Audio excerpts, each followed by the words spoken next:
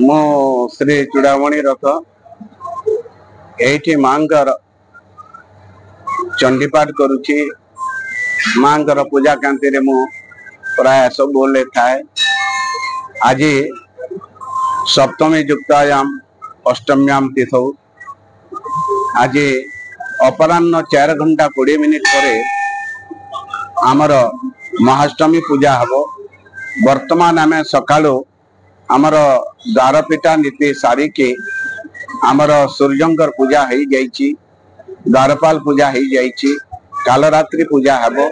तापर 4टा पर ही माने जेहेतु अष्टमी लागुछि अपराह्न 4टा पर सेहिथि आज निशार्धरे महाअष्टमी लागुथिबारु भाई जुंतिया पालनीय से दृष्टिकोण आमे अपराह्न 4टा पर मां कोठारे आज महाअष्टमी पूजा करिबो।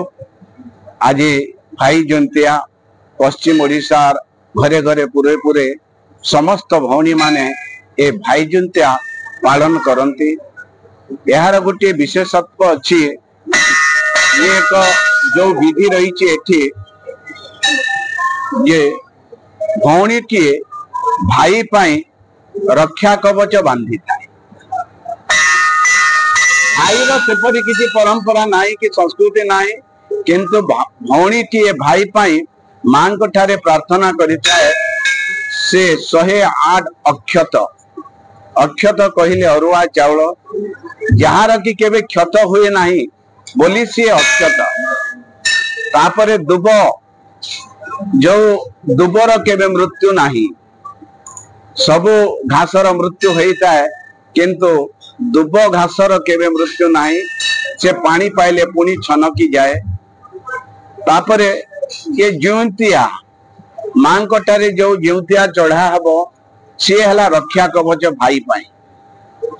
एणु तीनोटी जिनिस दुर्गा ठारे आज दुर्गाष्टमी रे अर्पण करी सी निजर भाई रो डाहाण हाथ रे ताकु बांधी दिए एवं मां ठारे प्रार्थना करिता है, हे मां जगदम्बा भगवती तू मो भाई को एई अरुआ चाउल अक्षत परी अक्षत रखिथिबो, केबे तार कोनोसी क्षत करिबो नाही। एई दुब घास परिया ताकु तू छन छन्या रखिथिबो, तार शरीर को सबु बेले तू सतेज रखिथिबो। आओ मु ये रक्षा कवच मु बांधी दउची, एई दुर्गा मांकर कवच मु बांधी दउची, जेउ कवच की ताकु सबु बेले रक्षा करिवो। एई विधि नहीं कि से मां को पीठ रे पूजा करे निज भाई को भाई जुंतिया देई थाए। आज मां महागौरी बेशरे दर्शन देवे। महागौरी पार्वती को कहा जाइछि एठी दीर्घ दिन धरी भगवती पार्वती तपस्या कले शंकर को पाइबा पाई। तपस्या करी करी मां पार्वती कला काष्ट हो गले। से कला काष्ट शरीर को देखी शंकर कौन कले ना गंगा जल आनी गंगा जल पवित्र से गंगा जल पानी को आनी भगवती पार्वती देह रे ढाली देले। भगवती जो कला शरीर थिला भगवती से कला शरीर श्वेत वर्णा हो गला, गौर वर्णा हो गला। सेति पई मां आज महागौरी महागौरी रूपे समस्त को दर्शन देवे। महागौरी को जी प्रार्थना करे निश्चित भावे कोटि जन्मार्जित पापरु सी मुक्ति पाई थाए। तार अंतर भितरे थिबा कामना भाव से कामना गुड़ी को पूरण होता है। मां को जहा मागिले सी प्रदान करितांती।